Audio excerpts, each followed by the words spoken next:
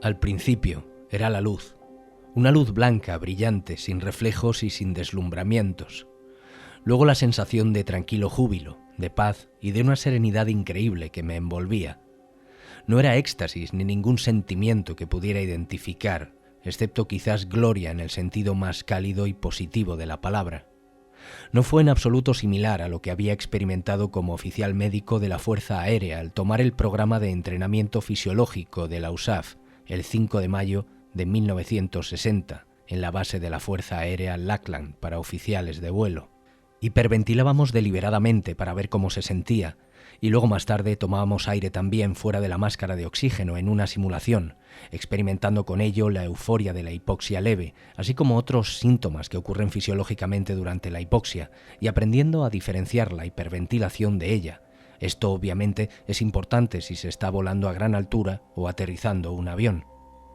Durante este tiempo de júbilo, paz y serenidad no escuché nada, no sentí nada, no olí nada y no había tenido sensación de dolor ni sensación de tener un ser físico.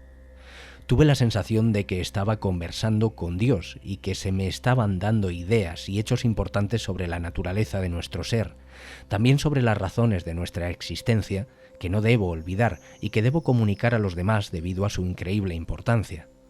Me dio la impresión de que hay un Dios amoroso y que es el mismo para todas las personas. Sé que hubo más que se me comunicó, pero no puedo recordarlo. Sí recuerdo que de alguna manera se me transmitió que aún no era mi momento y que tenía que regresar, que había más para mi ser y que esto se diferenciaba de todo lo que estaba haciendo.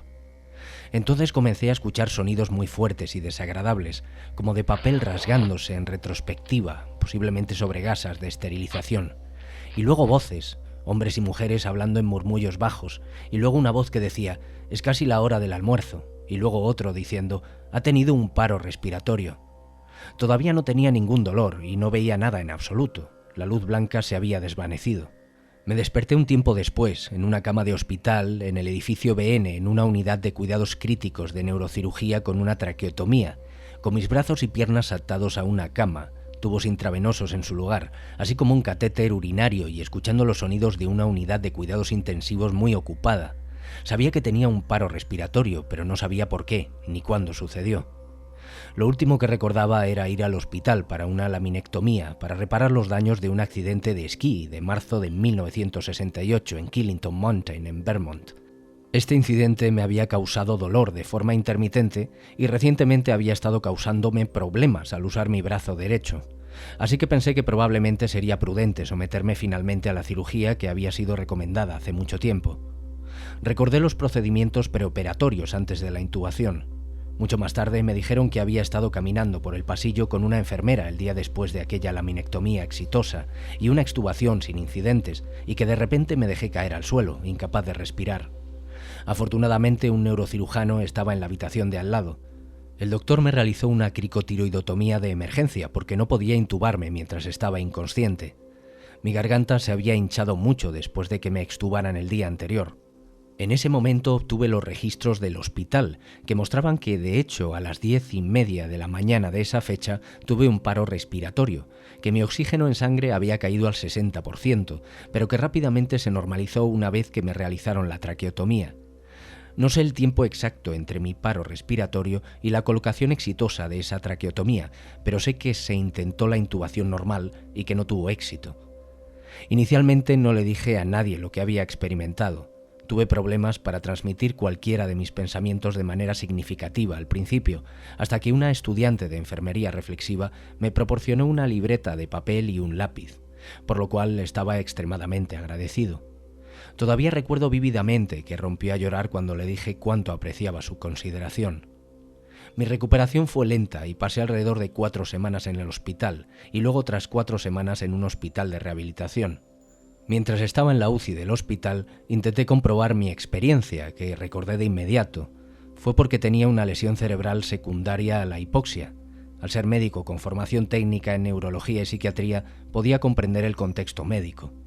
Recuerdo que mi pensamiento inicialmente fue confuso, que no podía recordar los últimos 6 presidentes de mi país, ni restar 7 a 100, o deletrear la palabra mundo al revés. Finalmente, sin embargo, tuve el ingenio de preguntar qué pastillas me estaban dando y me di cuenta de que tenía derecho a rechazar el haloperidol y otras pastillas sedantes que me estaban dando. Pronto pude recordar los últimos 6 presidentes, restar 7 a 100, deletrear la palabra mundo al revés, y no sentía que estaba escuchando o viendo cosas que en realidad no estaban allí, pero seguí siendo reacio a compartir mi experiencia hasta que estuve a salvo en casa. Incluso entonces era reacio a compartir la experiencia, excepto con aquellos en quienes confiaba, y ellos me decían que lo que estaba diciendo parecía psicótico, alucinaciones del cerebro o algo extraño y muy particular. Desde mi experiencia de luz blanca he tenido relatos de muchos cientos de experiencias cercanas a la muerte reportadas y me suscribí al diario de estudios cercanos a la muerte mensual, que se esfuerza mucho por ser imparcial en su enfoque editorial. He leído muchos de los escritos de eminentes doctores investigadores del fenómeno, y sin embargo la literatura médica basada en la evidencia es escasa, aunque actualmente tiene un alcance cada vez mayor. Lo que he deducido de lo que he leído es que muchos otros han tenido experiencias bastante similares a las mías, y que las experiencias parecen cruzar barreras religiosas, sociales y culturales, pero su expresión parece verse afectada en un cierto grado por antecedentes religiosos y culturales previos. Mucha gente parece salir de la experiencia con más creencia en Dios, pero quizás menos en la religión formal. Los niños parecen tener una experiencia pura con menos matices culturales. Algunos adultos tienen experiencias que los vinculan a una figura religiosa o deidad significativa, que corresponde precisamente a su educación religiosa previa. Se informa que algunas personas que intentan suicidarse sin éxito han tenido experiencias de pesadillas cercanas a la muerte. Desde mi recuperación quirúrgica he reanudado la práctica como psiquiatra y ahora incluyo como parte de mi historial algunas preguntas no directivas sobre cualquier experiencia inusual que las personas pudieran haber tenido durante un accidente o un procedimiento quirúrgico. También he tenido 2 pacientes que me informaron espontáneamente sobre lo que antes no le habían dicho a nadie y me escribieron informes que son variantes de mi propia experiencia personal, pero que no habían comunicado anteriormente por temor a que los llamaran locos. Ninguno de los 2 pacientes estaba siendo tratado por ninguna enfermedad psicótica. Por eso me pregunto si mi experiencia fue secundaria a una inundación de mi lóbulo temporal o activado por ketaminas, una sustancia química potencialmente alucinógena, como algunos sugieren. La naturaleza transcultural de las experiencias confunde más que aclara. Algunas culturas ven cuevas, otras ven túneles de luz. Entonces, ¿podría de hecho haber sido secundario a la hipoxia? Mi propia experiencia con la hipoxia en un entorno estrictamente controlado en la Fuerza Aérea no fue de ninguna manera comparable a los sentimientos que experimenté al ver esa luz. Fue algún tipo de alteración de la consciencia mediada por partículas subatómicas en el cerebro que corresponden a las leyes de la mecánica cuántica en lugar de a la biología celular y molecular. Así como actualmente existen teorías de cuerdas que involucran el cosmos sobre las cuales teorizan científicos de renombre. Podría haber microtúbulos o campos de energía que envuelvan a cada uno de nosotros y en los que nuestro espíritu reside cuando morimos físicamente, incluso si la muerte es breve, como en las experiencias cercanas a la muerte. O dejándolo más imponderable para el final, ¿fue una verdadera experiencia mística o religiosa que probaba la existencia de Dios? Actualmente hay equipos de científicos de renombre que trabajan para mejorar el diseño experimental y aumentar el alcance y la validez de los informes. Hay grupos como la IANS que intentan educar, informar y patrocinar una verdadera investigación científica en un área donde mucho de lo que está escrito parece ser material del folclore y la realización de deseos. La Universidad de Chicago, en sus publicaciones de la Revista de Medicina Interna General, descubrió que la mayoría de los médicos estadounidenses creen en Dios y en la otra vida, probablemente debido a las experiencias que observan en el ámbito médico. De alguna manera, después de mi paro respiratorio, desperté con la firme convicción de que hay un Dios amable que perdona y que es el mismo Dios para toda la humanidad. Estaba tan aterrorizado por mi encuentro cercano con la muerte que tuve que configurar mentalmente esta fuerte convicción. Ciertamente no tengo recuerdos de nada aterrador durante mi experiencia. Mi despertar y la posterior recuperación lenta fueron claramente desagradables, pero estoy perplejo por mi posterior convicción total de esa existencia de Dios. Como científico, debo por lo tanto descalificarme para evaluar la investigación actual por temor a caer en la trampa científica de la percepción inmaculada y aceptar como verdad solo lo que va de acuerdo con mi creencia personal. Espero haber sido lo suficientemente capacitado en el método científico y la medicina basada en evidencia que se enseña actualmente para separar la creencia, sin importar cuán fuerte sea, de la verdad, como sea que se demuestre.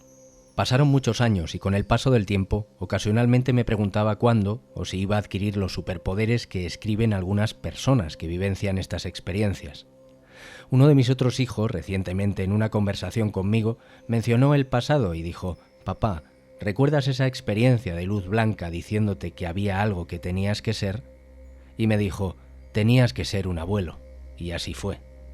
Este es un caso excepcional, no solo por el hecho de que quien vivencia la experiencia pertenece al ámbito médico, sino porque se trata de un individuo versado en la materia y apunta a una de las claves más intrincadas de las experiencias cercanas a la muerte. De su reflexión nos encontramos de nuevo con el misterio. Si ciertas personas perciben figuras relacionadas con el entorno cultural y religioso al cual pertenecen, ¿esto querría decir que todo es mentira? Y por otro lado, el hecho de que aquellos que experimentan las ECM puedan aportar información verificada sobre lo que acontece en la dimensión física mientras se encontraban en estado de muerte clínica, ¿quiere decir que todo es verdad? Irremediablemente de nuevo hemos de sacar a colación las hipótesis relacionadas con el término proyección. En conjunto tenemos una percepción aumentada de la realidad pudiendo aportar información contrastable del entorno físico, patrones generales comunes en la experiencia trascendental. Y por último, en ciertas ocasiones está el encuentro con figuras religiosas relacionadas con la influencia sociocultural del individuo. De esta forma, las alusiones recurrentes al cambio de forma del cuerpo proyectado y el entorno en la realidad espiritual nos lleva a pensar que lo que vemos está directamente relacionado con nosotros mismos y con los espíritus que encontramos, así como con la expectativa inicial que tenemos en el proceso del tránsito. También en una interacción con un espíritu, este podría decidir proyectarse con la forma de una figura que nos cause menos aversión durante el primer contacto con el otro lado. Igualmente, cuando se producen los encuentros con familiares, resulta muy común que aparezcan con una apariencia joven, aunque el fallecimiento sucediese durante la vejez. Este es otro punto sorprendente, ya que habitualmente los pacientes no conocieron ni tuvieron acceso a fotografías de la juventud de la persona en cuestión. Tampoco se consigue explicar cómo, desde una perspectiva escéptica, se dan encuentros con personas de la familia que jamás conocieron en vida y sobre las que nunca habían oído hablar. El concepto de forma proyectada no solo se describe por parte de investigadores, estudiosos o médiums. También se saca a colación por parte de los niños con recuerdos prenatales, los cuales explican cómo, para crear cualquier cosa que deseen en la realidad espiritual, deben enfocar su mente en el proceso. En el vídeo anterior, sobre los recuerdos previos al nacimiento, se ejemplifica uno de los casos de un niño que describe con sus palabras el juego de crear una planta en el mundo espiritual, enfocando su mente en el proceso de manifestación, capa por capa, como si de una cebolla se tratara. Una vez que ese proceso termina, ya estaría disponible para todos y formaría parte íntegra de la realidad espiritual compartida.